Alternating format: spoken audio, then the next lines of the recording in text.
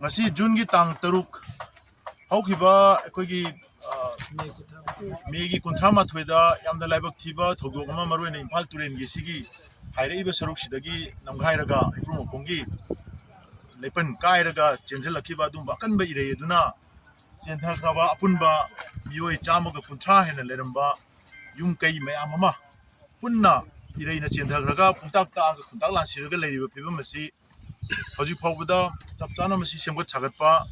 taunanabagi atik chaba madugi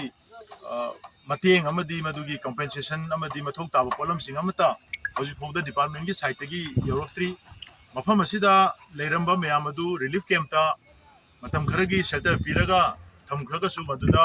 chengchak khara department na bibiramba miyam mateng bangbiramba sing aduna mengkhatlaga su nongmagi changda yadaba amadi nungti gi sinna da yadaba masa masagi mafi maron pochei chapal khungu adagidi kon lik chak chanana ba pukham tingkot phawba fajana leiba leijadana leiramba sing adu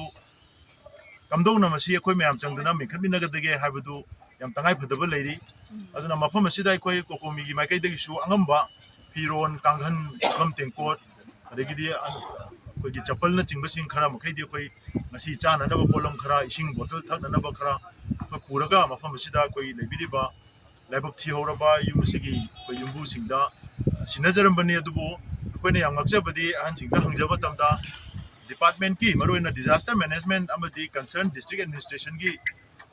responsible officer ama phobo mafam asida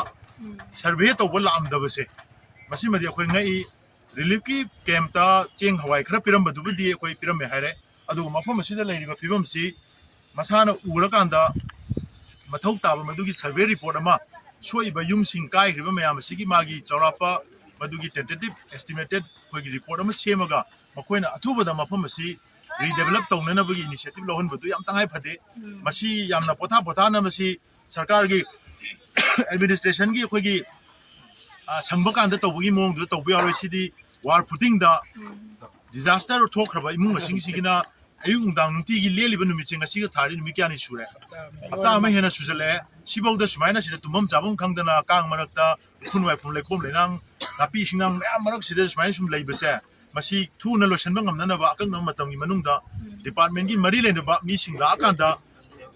yung kairo mi sina department da form me laga thajalo haibadu madu tabada yamna mamamani ona boina thoi aduna atopa ising thumba jaga singi yung kai chok taba singi ising thumba jaga singi tawjakhraga su sumaina yung kai pura kokthokhraba mafam sida leiriba mi singa sina amuk form me laga dc da la thajan baibase masi yamna kogi mioi bagi minungsi yaudaba mioi bagi magi humanitarian oiba respect to district administration da mami ta dabagi mami ta kidore ana madu ma porasi thokdana bai damakta tangai phodana nong nini si manungda hayeng phobada koi ꯃꯔꯤ ꯂꯩꯅꯕ ꯗꯤꯄꯥꯔꯠꯃꯦꯟꯒꯤ ꯑꯣꯐꯤꯁꯤꯌꯦꯜꯁꯤꯡꯗꯤ ꯂꯥꯛꯑꯀꯥꯟꯗ ꯃꯐꯝ ꯑꯁꯤꯒꯤ ꯆꯞ ꯆꯥꯕ ꯃꯥꯒꯤ stock report ꯑꯃ ꯂꯧꯕꯤꯔꯀꯥꯟꯗ ꯃꯗꯨ ꯀꯟꯁꯔꯟ ꯑꯣꯊꯣꯔꯤꯇꯤꯗ ꯊꯝꯃꯀꯥꯟꯗ ꯑꯊꯨꯕꯗ ꯃꯁꯤ ꯄ꯭ꯔꯥꯏꯑꯣꯔꯤꯇꯤ ꯕꯦꯁꯤꯁꯇ ꯊꯕꯛ ꯄꯥꯏꯈꯠꯅꯅꯕ ꯌꯨꯝꯀꯩꯁꯤꯡ ꯑꯁꯤ ꯁꯥꯕ ꯍꯧꯅꯅꯕ ꯑꯃꯗꯤ ꯌꯨꯝꯐꯝꯁꯤꯡ ꯑꯁꯤ ꯐꯖꯅ ꯂꯦꯕꯦꯂꯤꯡ ꯇꯧꯔꯒ ꯁꯤꯗ ꯆꯥꯏꯔꯤꯕ ꯈꯣꯠꯂꯤꯕ ꯃꯌꯥꯝꯁꯦ ꯐꯖꯅ ꯁꯦꯡꯗꯣꯛꯑꯀꯥꯟꯗ ꯍꯥꯏꯖꯤꯅꯤꯛ ꯑꯣꯏꯅ